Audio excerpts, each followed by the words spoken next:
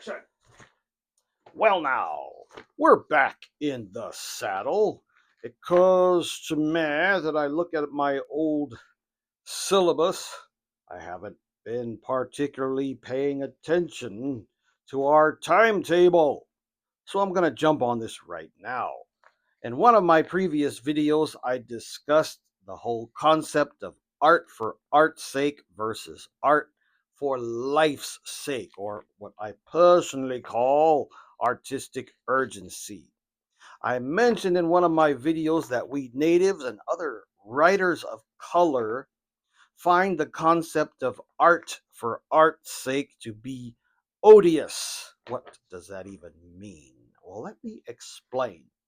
The idea, the concept of art for art's sake came out of probably 19th or 18th century France, where these hoity-toity, highfalutin artists were like, well, the only reason I create art is because it's cute and I want to demonstrate how good I am with words and painting or whatever it is. And never mind meaning. And as I mentioned in one of my videos, I said that we creators of color believe we have a sacred duty when we tell stories, when we create art, when we do our beadwork or our star quilts. We're telling stories, we're preserving culture, we're not just showing off how cool we can be, you see. And this is reflected in our textbook. Daniel Heath Justice, to be particular, on pages 33 to 70, where he laments this, as does the author, my late friend Toni Morrison. He says on I'm looking at page 38 in particular, a lot of this art for art's sake malarkey is essentially self-referential. In other words, you know, the stuff created by these art for art's sake people is just selfish. It's just showing off. Whereas, let me see if I can find that page. I have so many bookmarks in this book. This is in the whole first chapter about being human, learning how to be human. Let me see if I can find it. It says art for life's sake, which is important for us. I'm going to turn to, no, it's not the last of the OFOs, which I have on my shelf behind me. I can't find it. Suddenly I'm drawing a blank, so I'm just going to ask you guys to look for it. Better yet, I'm going to look one more time and see if it's in the index here. Art. A, B, C, D, E, F, G, H, I, J, K, L, M, N, O, P. Art for life's sake. It's right there on page 21 and on page 245. Boy, am I dumb. All right, page 21. It's in the introduction. Duh. All right, page 21 it is.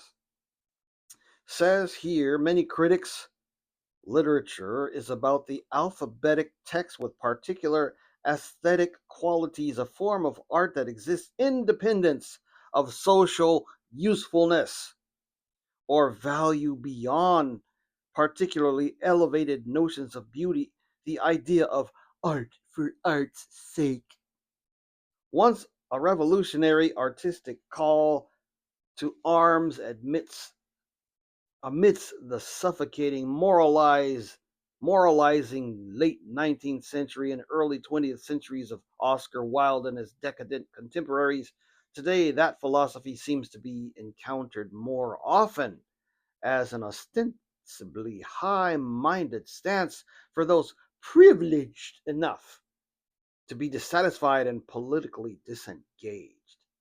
I prefer the definition of art provided by the Cherokee Appalachian poet Marilou Awiakta, art for life's sake, whereby rather than the wholly individualist expression of artist's singular, often self-absorbed vision, art is explicitly, generously engaged with a larger network of relations, influences, and experiences, always with some measure of commitment to articulating Indigenous presence in the world. I love it.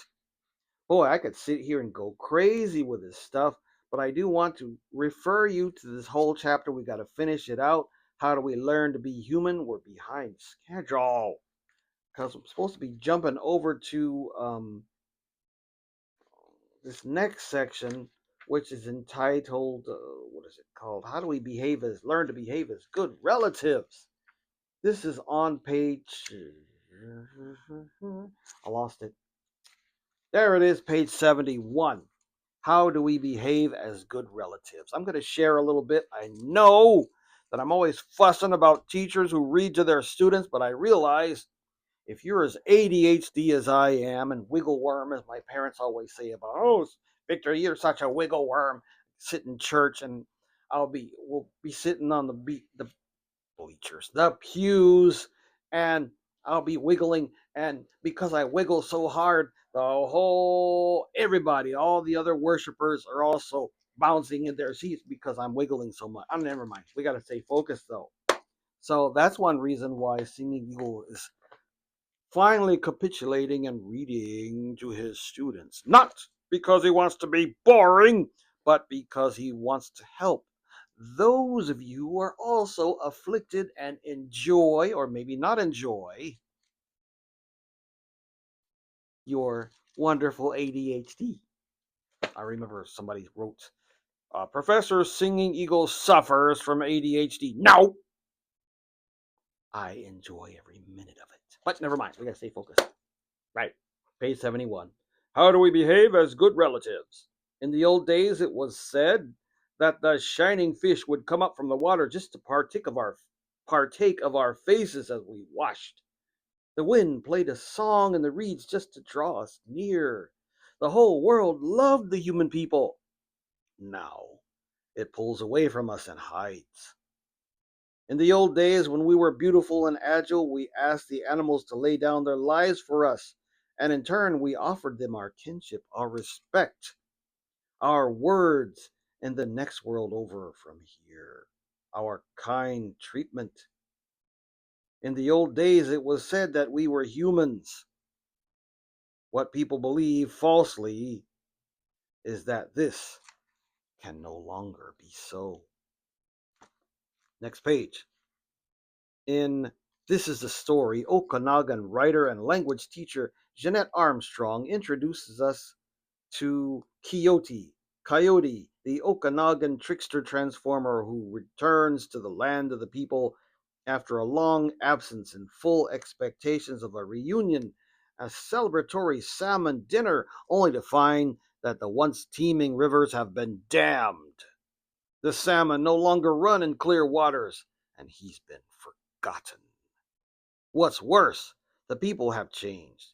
In the ensuing years, they've lost their language, their homes, and many of their old traditions, and have now taken on the destructive life ways of the swallows. The white people and their more ravenous culture, which he likens to selfish monsters that destroy people and things like rivers and mountains. He confronts a headman, clearly an Indian Act leader who responds to Coyote's entreaty to destroy the dams with fear and derision, one broken by Canadian policy. Get out of here, Coyote. Your kind of talk is just bullshit.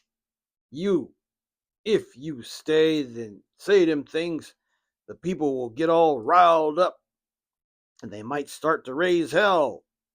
Them swallows get mad real easy. Besides, we'll just end up looking stupid. We gotta work with them now, even if we don't exactly like what they do. We gotta survive. We gotta get money to buy food and other things. We gotta have jobs to live. That is how it is now. We can't go back to the old times. We need them swallows. They're smart. They know lots of stuff we don't know. They know how to live right. We just got to try harder like them. So get out of here. You're not real anyway. You're just a dream of the old people. It's only after he meets a young, unnamed Okanagan man sitting at the river's edge watching for salmon who don't come, who greets him properly in the old language that Coyote fully realizes what he's meant to do in that visit. The young man is a tradition bearer. What's more, he carries hope. He's the community's salmon chief.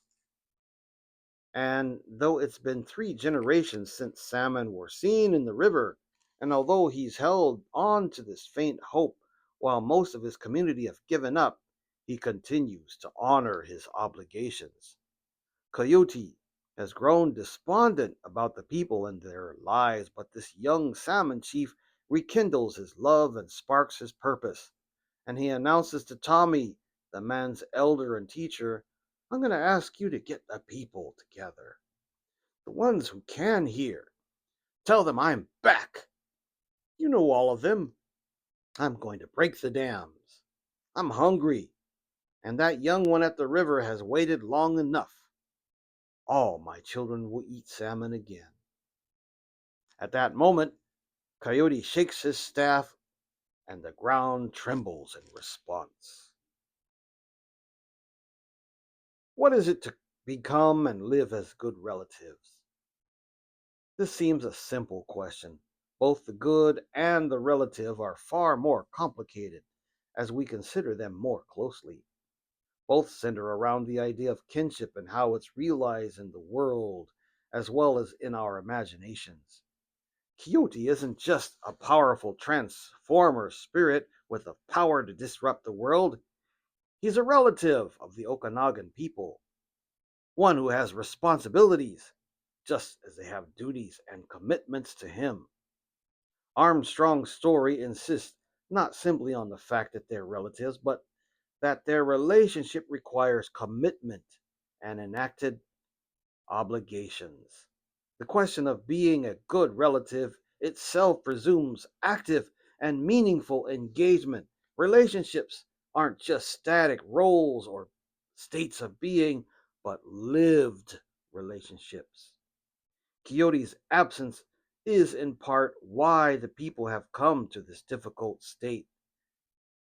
As an old woman who remembers him weeps, how come you never came back for a long time? Now look what has happened. His subsequent quest to help the people return the people to better, healthier ways is in part acceptance of his own failure to look after his kinship responsibilities. He, like his children, the people, must take up those obligations if a better future is to be realized. So I'm going to stop there. I just try to whet your appetite, like I said before. Reminder that I told the story of the real people and explained to you why we natives call ourselves, and tribe by tribe, we call ourselves the people or the real people or the true people. That is going to show up on an exam. And don't give me some lazy, loopy answer to that question because I told you a story. And I'm hoping that you will know what that story is and what it refers to and why people in these native stories of this theory book keep making references to it. So, with that, I already spoke for 15 minutes, well, 14 minutes and 15 seconds. I'm going to knock it off, and I welcome you to open these books up and have a look. There's so many stories. I could just sit here and go nuts reading these stories with you. The story of, I already read the story of The Woman Who Fell from the Sky by Thomas King in Read, Listen, Tell. It's called You'll Never Believe What Has Happened. Is always a great way to start. That's on page 62. Other stuff. You know what? I better knock it off because I'm going to sit here and yak time away. I'm probably going to cut this video down because I spent so much time spinning my wheels. So thank you so much for being so patient with me, and we'll see you in the next video. Talk to you later.